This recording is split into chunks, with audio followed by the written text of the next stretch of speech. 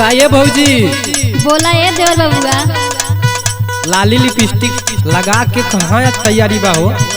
बाजारे जाता नहीं हो। सुना हमार बात। सुनावा। पतारी कमारी आला चके बाला खाई के कहाँ जालू भौजी? पतारी कमारी आला चके बाला खाई के कहाँ जालू भौजी? बिजुरिया गिराई के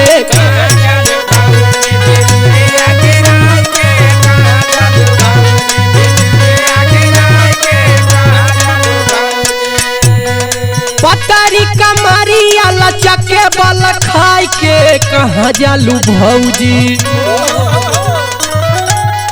पतारी कमारी आला चके बाला खाई के कहाँ जालू भौजी? बिजुरिया गिराई के कहाँ जालू भौजी? बिजुरिया गिराई के कहाँ जालू भौजी? बिजुरिया गिराई के कहाँ जालू भौजी?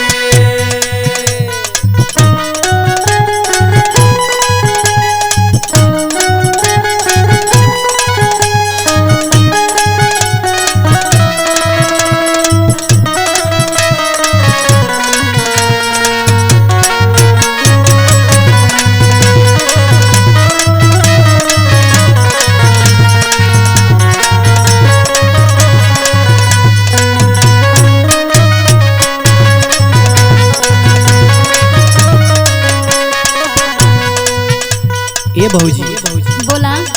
भगवानो न तोहके फुर्सत से बनौला। हाँ वो तो बदले बा। सुना हमार बात। सुनावा।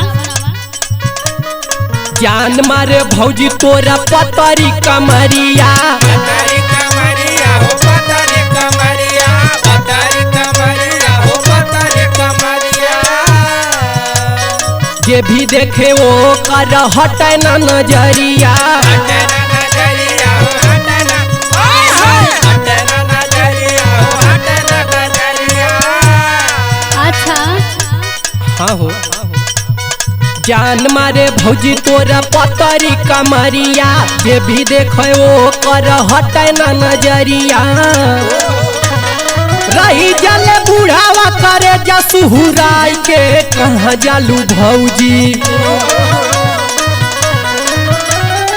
रही जल बुढ़ावा करे जसुहुराई के कहाँ जालू भौजी? बिजुरिया गिराई के बिजुरिया गिराई के कहाँ जालू भौजी? बिजुरिया गिराई के कहाँ जालू भौजी?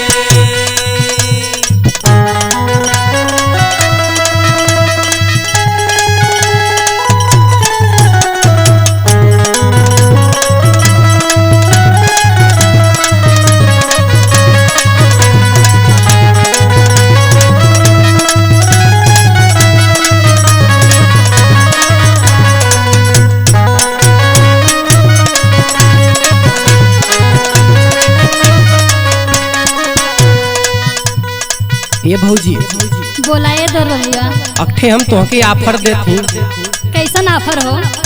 ओके अगर स्वीकार कर लेबू तो बहुत बढ़िया रही। अच्छा। सुना। सुनावा।